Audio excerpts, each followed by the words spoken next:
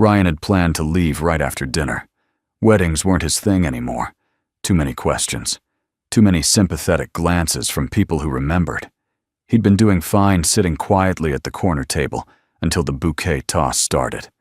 Sarah caught it on the first try, and before anyone could cheer, she turned around and pointed straight at him. "Look at me, Ryan Brooks!" Her voice cut through the crowd like she'd been holding those words in for months. Every head in the room swung his direction. His neighbor. The woman who waved at him every morning while he pretended not to notice. The one his daughter kept asking about. And now, she was walking toward him with that bouquet and a smile that said she was done waiting for him to figure things out on his own. The morning had started the way most Saturdays did. Ryan woke at 6, made breakfast for Lily, and tried not to think about the wedding later that afternoon. The invitation had been sitting on his kitchen counter for 3 weeks, both his and Sarah's names printed under the same table number. He'd almost called Jack to ask for a different seat, but that would have required explaining why, and Ryan didn't have a good answer. Or maybe he had too many answers, none of them simple enough to say out loud. Lily came downstairs wearing her yellow dress, the one she'd picked out herself at the store last month. She was 9 now, old enough to have opinions about clothes and hair and which shoes went with what. Old enough to notice things Ryan wished she wouldn't. "You look nice, Dad," she said, eyeing the navy suit he'd laid out on the back of the chair.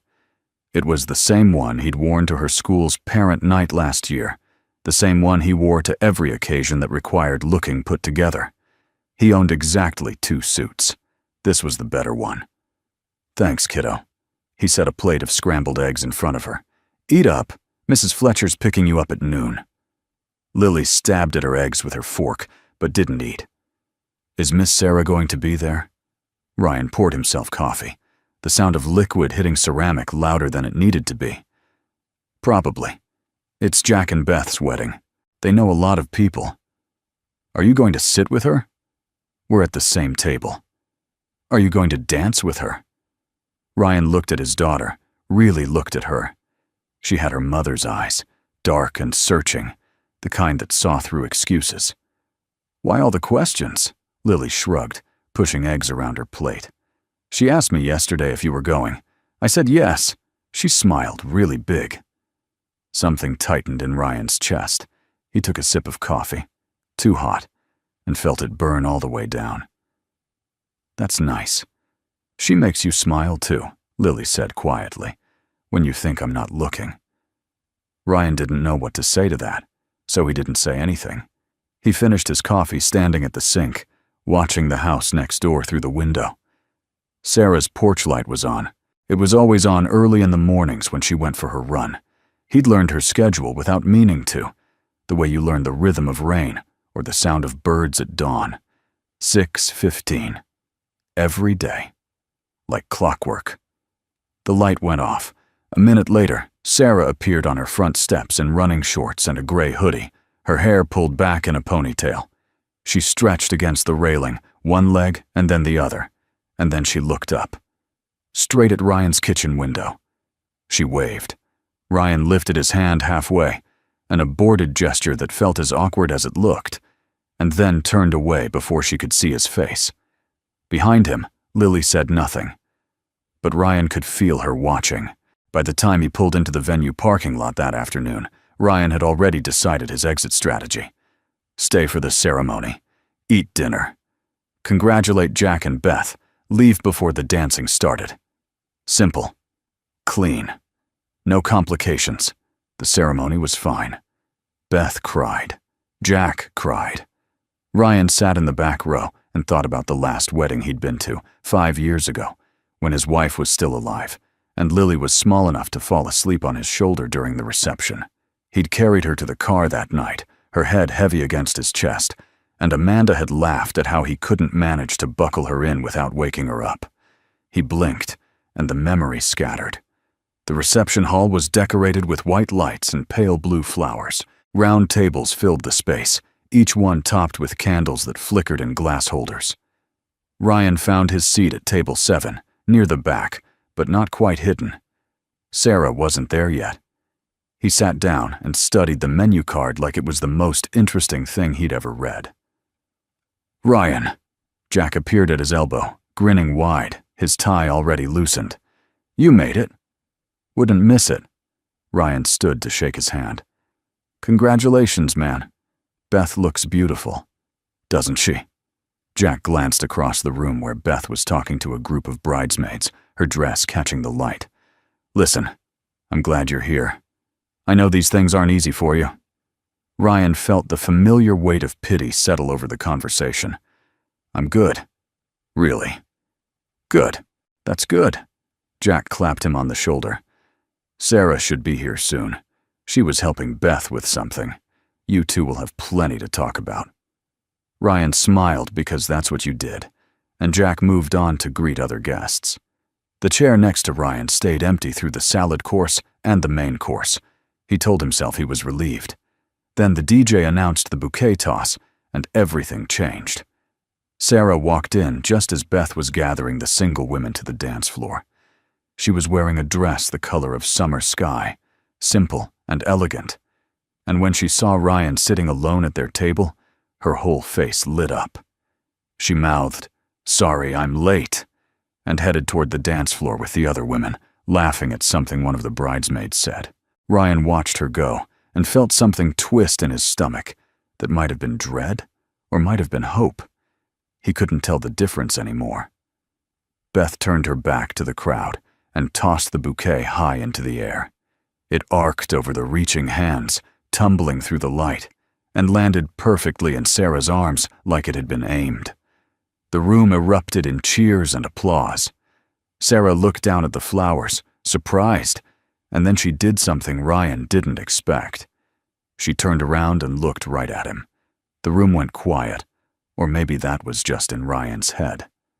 Sarah took 3 steps forward, still holding the bouquet, and raised her free hand to point directly at him. "Look at me, Ryan Brooks," her voice carried across the entire reception hall. Every head turned.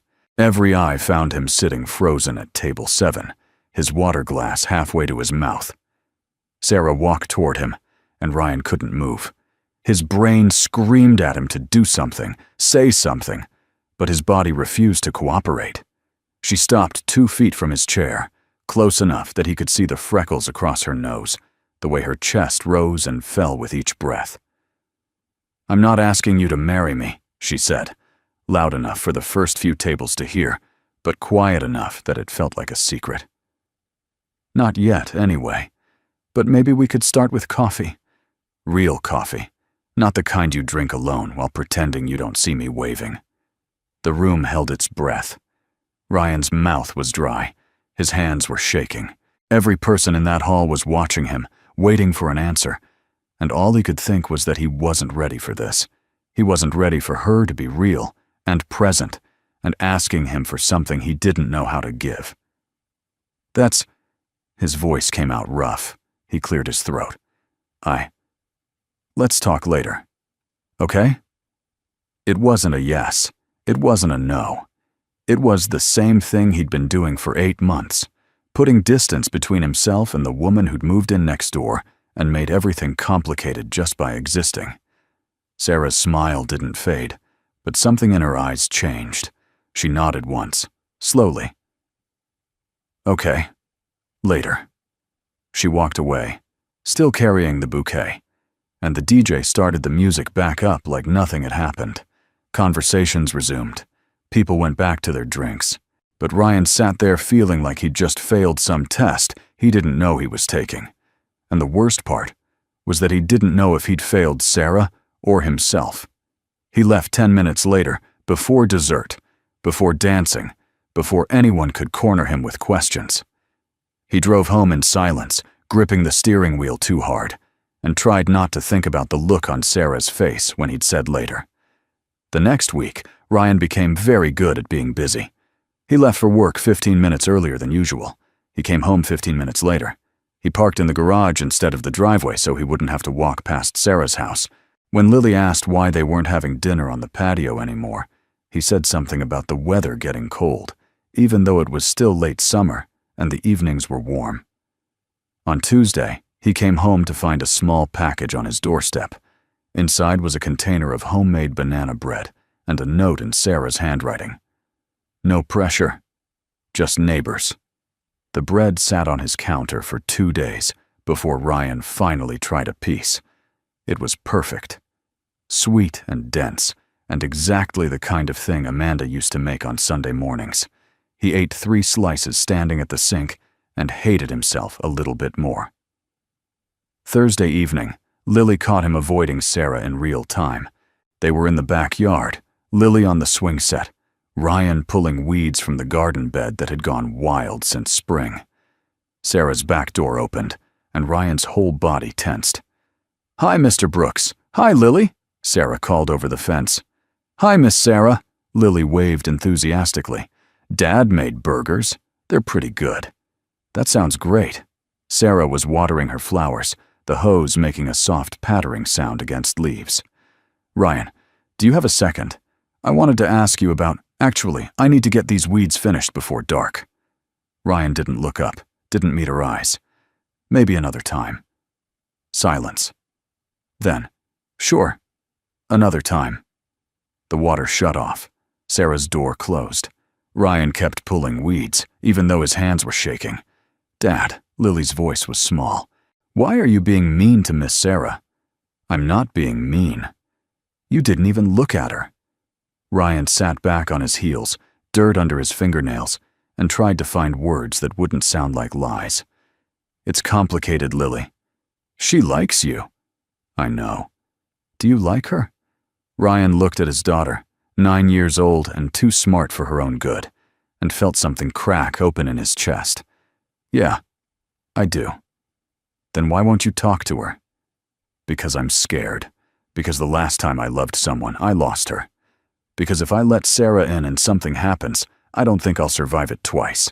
Because you're the only good thing I have left, and I can't risk anything that might hurt you." He didn't say any of that. Instead, he said, "It's not that simple, kiddo." Lily got off the swing and came to stand next to him, her small hand resting on his shoulder. "Mom wouldn't want you to be sad forever." The words hit him like a punch to the gut. Ryan closed his eyes and breathed through the ache. "I know," he whispered. "I know she wouldn't." That night, after Lily was asleep, Ryan sat in the kitchen with the lights off and thought about his wife. They'd met in college, married at 23, had Lily at 28. Amanda had been a teacher, the kind who stayed late to help struggling students and brought home stories about kids who reminded her why she loved her job. She'd been diagnosed with cancer when Lily was 6, gone 8 months later. Ryan remembered the last conversation they'd had, really had, before the morphine made her too foggy for words. She'd taken his hand and said, "Don't be alone forever, okay? Promise me you won't be alone." He'd promised. And then he'd spent 3 years doing exactly what he'd promised not to do. The knock on his door Friday evening startled him so badly, he nearly dropped the pan he was washing. It was almost 8 o'clock. Lily was upstairs doing homework. Ryan dried his hands and opened the door to find Mrs. Fletcher standing on his porch with a covered dish. "Evening, Ryan." She was 72, lived across the street, and had been friends with Amanda since they'd moved to the neighborhood. "Made too much casserole. Thought you and Lily might want some." This was a lie. Mrs. Fletcher never made too much of anything, but Ryan took the dish anyway, because refusing would have been rude. "Thank you. That's kind." Mrs. Fletcher didn't leave. She stood there, looking at him with the same expression she'd worn when she'd brought them meals in the weeks after Amanda died, concern mixed with determination. "That girl next door," she said. "Sarah, she's a good one." Ryan's jaw tightened. "I know. Do you?" "Mrs. Fletcher, your wife was my friend." The older woman's voice was gentle but firm. "I loved her. You know that. And I know she'd want you to be happy. I am happy. You're surviving. That's not the same thing." Mrs. Fletcher reached out and patted his arm. "Being scared is normal, Ryan. But hiding from someone who clearly cares about you, that's just wasting time you don't get back." She left before he could respond, walking back across the street to her own house with careful steps. Ryan stood in the doorway holding the casserole dish and feeling like the world's biggest coward. Saturday night, everything fell apart in the best possible way.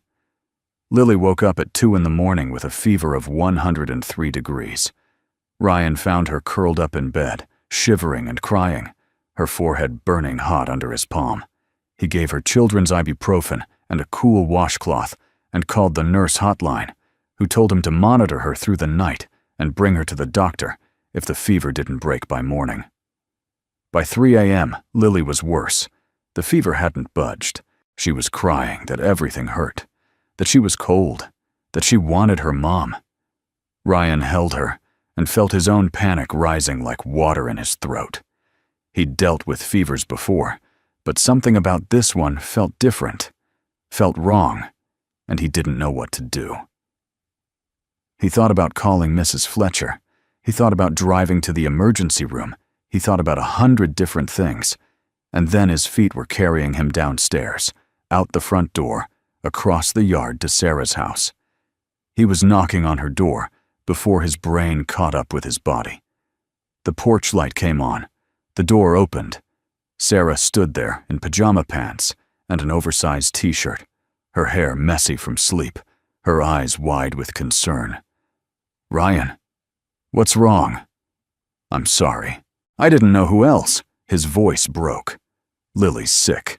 She has a fever and I gave her medicine, but it's not working and I don't know what to do." Sarah didn't ask questions. She grabbed her keys and her phone and followed him back to his house without hesitating. She climbed the stairs to Lily's room and sat on the edge of the bed, pressing her hand to the girl's forehead, checking her pulse, asking questions in a calm, steady voice that cut through Ryan's panic. "Has she eaten today?" "Not much. She said her stomach hurt at dinner." "Any vomiting?" "No." "Rash anywhere?" "I don't think so." Sarah pulled back Lily's blanket and checked her skin, gentle and thorough. "Okay, it's probably just a virus. The fever will break, but we need to keep her hydrated and comfortable." She spent the next hour doing exactly that. She brought cool water with a straw. She sang soft songs that Ryan didn't recognize. She told Lily stories about when she was 9 and got sick at summer camp and missed the talent show she'd been practicing for. She made his daughter smile even while she was burning up, and Ryan sat in the corner of the room, watching this woman he'd been avoiding for weeks take care of his child like it was the most natural thing in the world. By 4:30, Lily's fever had dropped to 100 degrees. She fell asleep with her head on Sarah's lap, breathing easier. The worst of it passed. Sarah stayed there, one hand resting on Lily's shoulder, until she was sure the girl was really sleeping. Then she carefully shifted Lily onto the pillow, pulled the blanket up, and followed Ryan downstairs. They sat in the living room in silence, the only light coming from the kitchen down the hall. Ryan's hands were shaking. Now that the crisis was over, everything else came rushing back. The wedding, the casserole, Mrs. Fletcher's words, the fact that he'd run to Sarah's door in the middle of the night because some part of him had known she would help. "Thank you," he said finally. "I didn't mean to. I'm sorry for waking you." "Don't be sorry." Sarah's voice was quiet. "I'm glad you came to me." Ryan looked at her then, really looked at her. She was beautiful in the low light, beautiful in her rumpled pajamas and bare feet, and he wanted so badly to be brave enough to close the distance between them. Instead, he said, "I've been a coward. You've been scared. That's the same thing." "No." Sarah shifted to face him, her expression serious. "Being scared is human. Being a coward is choosing fear over everything else. You're not a coward, Ryan. You're just stuck. I don't want to be stuck anymore." The words came out before he could stop them.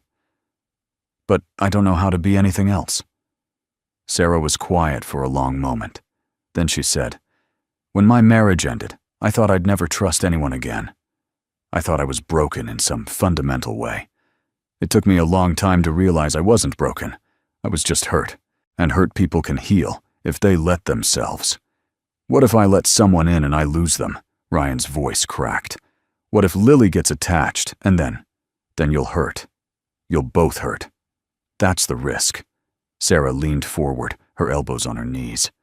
But Ryan, you're already hurting, and Lily sees it. She sees you keeping everyone at arm's length, and she's learning that love means loss, that caring means danger. Is that really what you want to teach her? The truth of it hit him like cold water. He thought about Lily's question in the backyard, about the way she watched him avoid Sarah with sad, knowing eyes. He thought about the promise he'd made to Amanda, about not being alone, about living instead of just surviving. I see you every morning, he said quietly. I hear you laughing with the neighbors. I think about you more than I should, and it terrifies me. Sarah's breath caught. Why? Because I haven't felt this way since Amanda. Because wanting something means I could lose it. Because I'm not good at this anymore. At being open, at letting people close. He looked at her, and the words kept coming. 3 years of silence breaking apart. But tonight, when Lily was sick, the only person I wanted was you. Not because I didn't have other options, because some part of me knew you'd come. You'd help. You'd stay. And that terrifies me most of all. Sarah's eyes were bright. She reached across the space between them and took his hand, her fingers warm against his. I'm not asking you to stop being scared, she said. I'm just asking you to be scared with me instead of alone.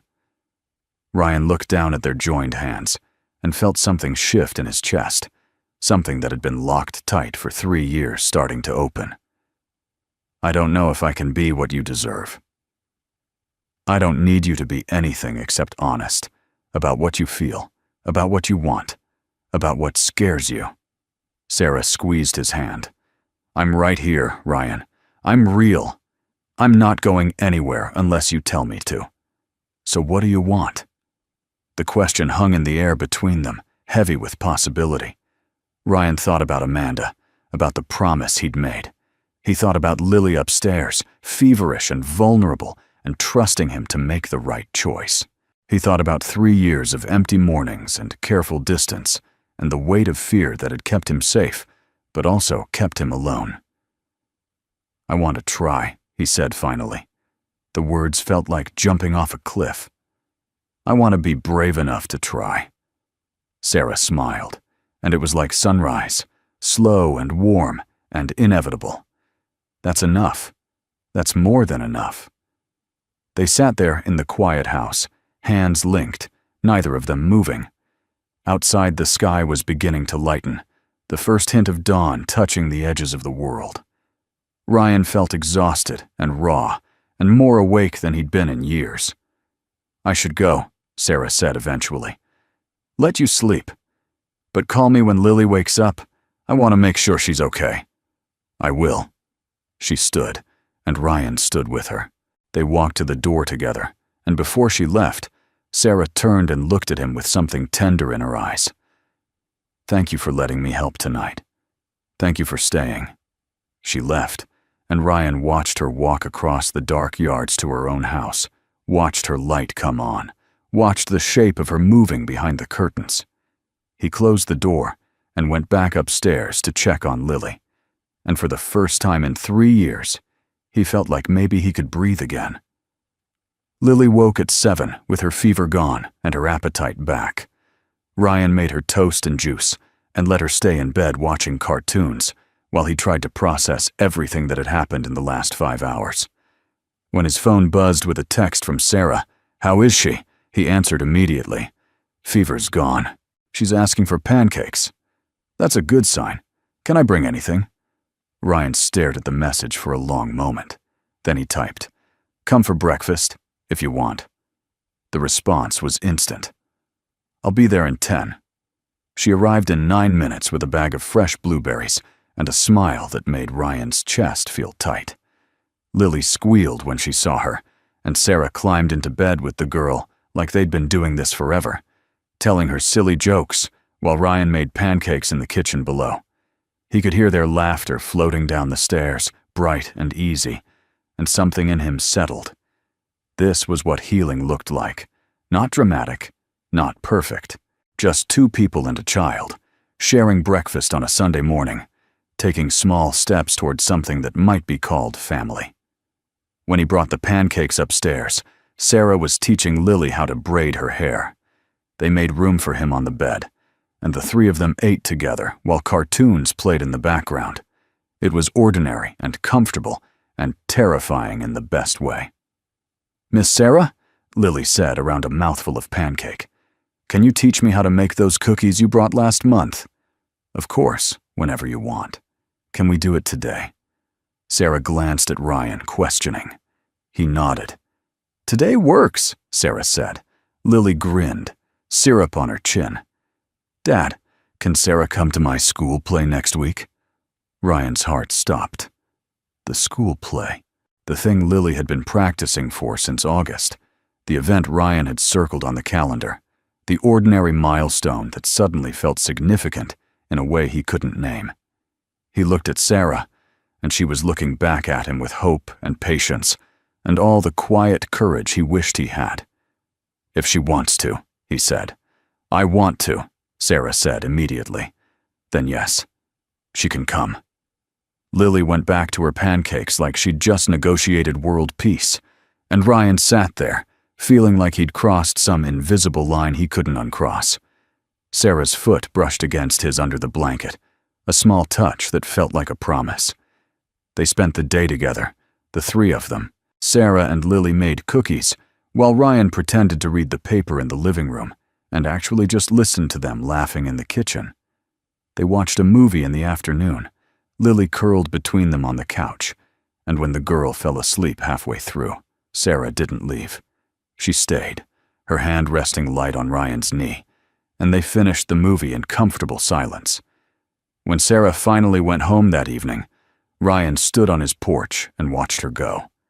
She turned at her door and waved, the same wave she'd been giving him every morning for 8 months.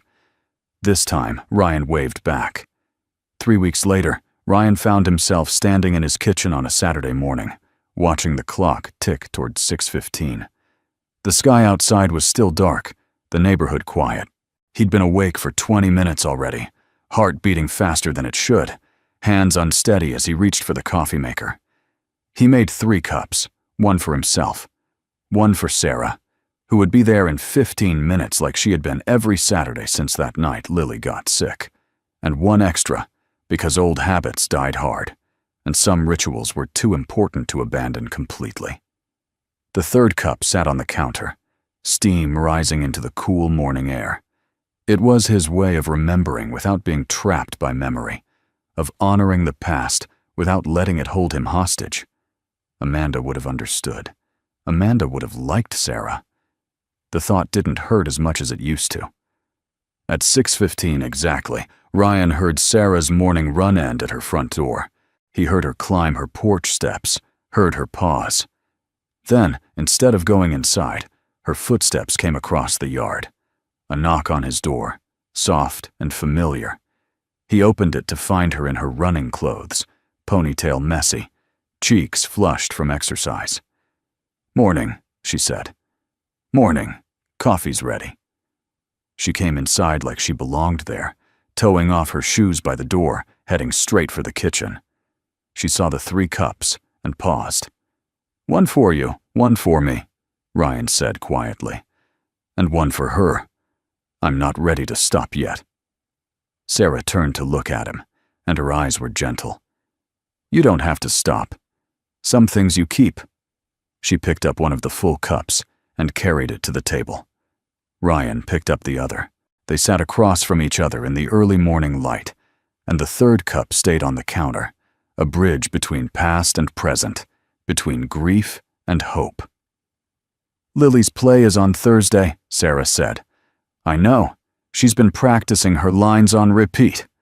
She's going to be great. She wants you to sit with me, not in the parent section, next to me specifically." Sarah smiled. "Is that okay?"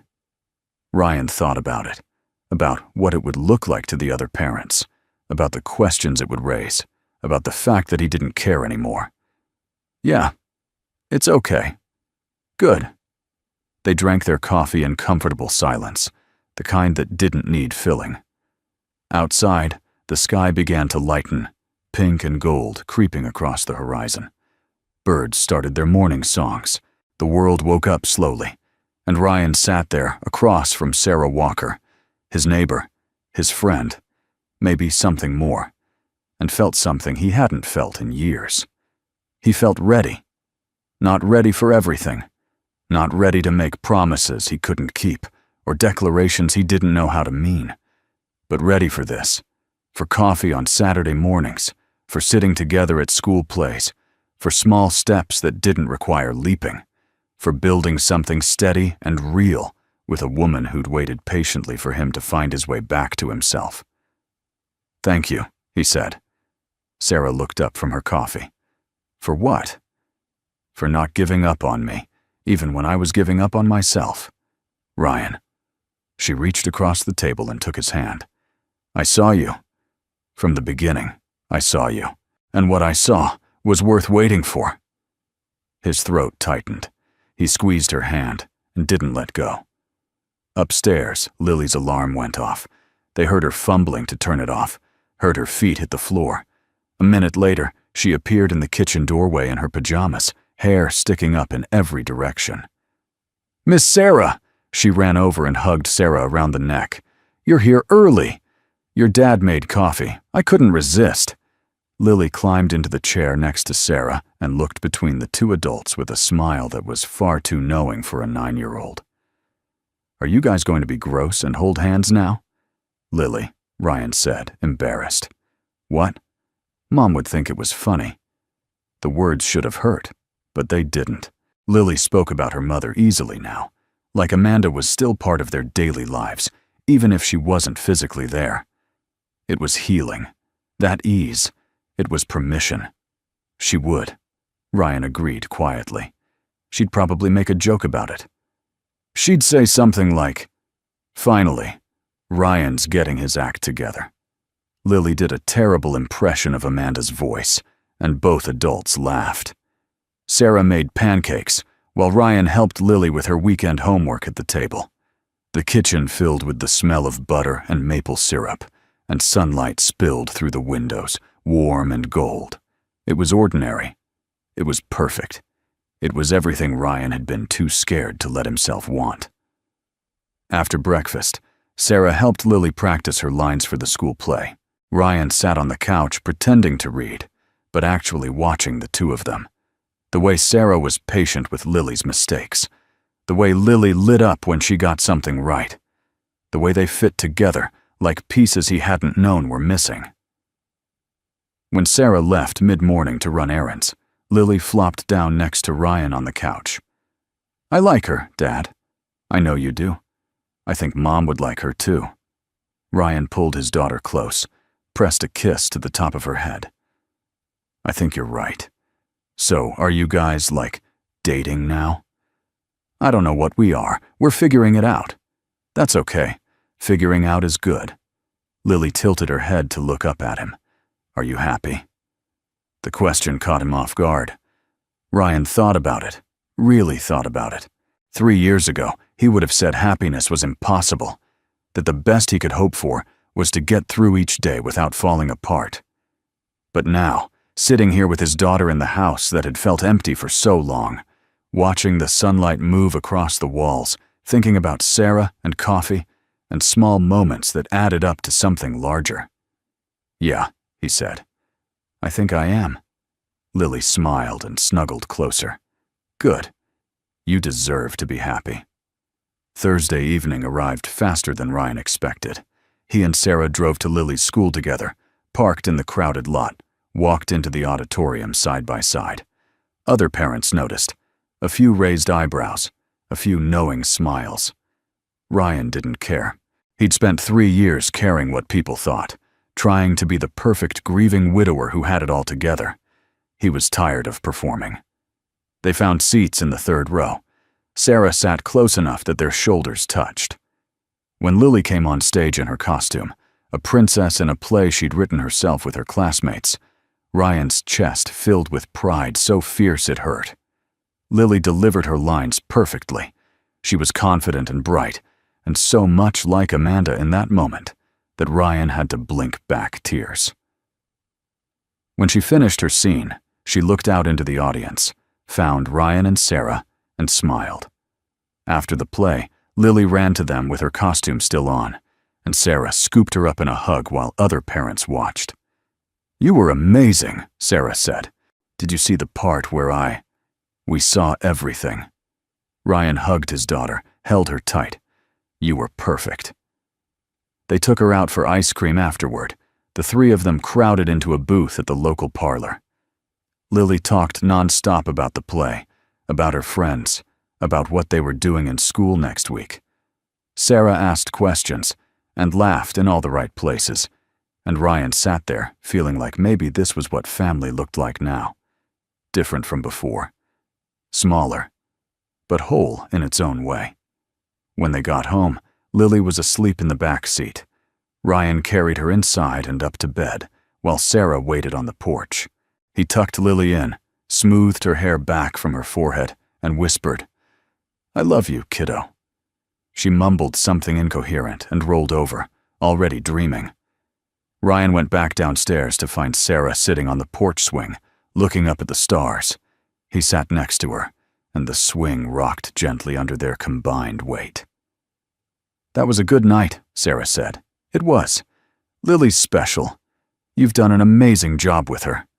I've done my best. Some days that feels like enough. Some days it doesn't."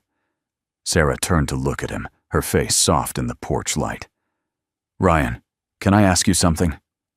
"Yeah." "Where do you see this going?" "Us, I mean." It was the question he'd been avoiding, the one he didn't have a clean answer for. But Sarah deserved honesty, and he was tired of hiding. "I don't know," he said carefully. "I can't promise you anything big or certain. I can't say I'm not still scared, because I am. Every day, a little bit." He reached for her hand. "But I know I want to keep doing this. Coffee on Saturdays, school plays, whatever comes next. I want to do it with you. That's enough for me." Sarah squeezed his hand. "I don't need promises, Ryan. I just need you to be here. Present. Honest. I can do that." They sat in the quiet evening, hands linked, the swing moving in slow rhythm. Inside, Lily slept soundly. Next door, Mrs. Fletcher's light was on. Across the street, the neighborhood settled into night. Ryan looked at Sarah and thought about the wedding, about the way she'd stood in front of everyone and asked him to see her. He'd been too scared then to say yes. But now, sitting here in the aftermath of fear and grief and slow healing, he could finally give her the answer she'd been waiting for. "I see you," he said quietly. Sarah's breath caught. "What?" "That day at the wedding, you said, 'Look at me.' I couldn't. I was too scared. But I see you now, Sarah. I see you every morning. I see you with Lily. I see you in my kitchen and on my porch and in every good thing that's happened in the last few weeks." He lifted their joined hands and pressed a kiss to her knuckles. "I see you, and I'm not looking away anymore." Sarah's eyes filled with tears. She leaned forward and kissed him, soft and careful, a promise and a question all at once. Ryan kissed her back and felt the last piece of his fear crack open and fall away. When they pulled apart, Sarah was smiling. "Took you long enough." Ryan laughed, the sound surprising him. "Yeah, I'm a slow learner." "Good thing I'm patient." They stayed on the porch until late, talking about small things and big things and everything in between. When Sarah finally went home, Ryan stood at his door and watched her walk across the yard, watched her turn and wave, watched the light in her window come on. He waved back, and the gesture felt like freedom. Inside, he climbed the stairs to check on Lily one more time. She was still sleeping, peaceful, and safe.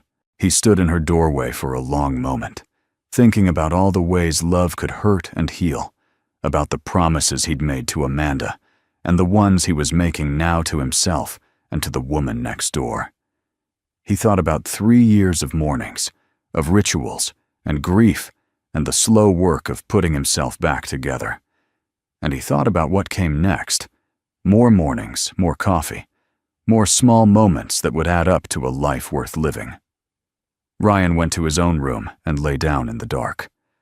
Through the window, he could see Sarah's house, her bedroom, lights still on. He closed his eyes and felt something settle in his chest, something that might have been peace or might have been hope. It felt like both, and for the first time in 3 years, when he thought about the future, he didn't feel afraid. He felt ready to keep going, keep trying, keep building something real with the people who mattered most. The coffee maker would still hiss at 6:15 tomorrow morning. He would still make his ritual cup and think about Amanda and all the ways she'd shaped his life. But now there would be another cup too, for Sarah, for the present and the future, and all the possibilities he'd been too scared to imagine. It wasn't a grand ending. It wasn't dramatic or perfect. It was just a man learning how to be brave enough to live again, one small step at a time. And that, Ryan thought as he drifted toward sleep, was more than enough.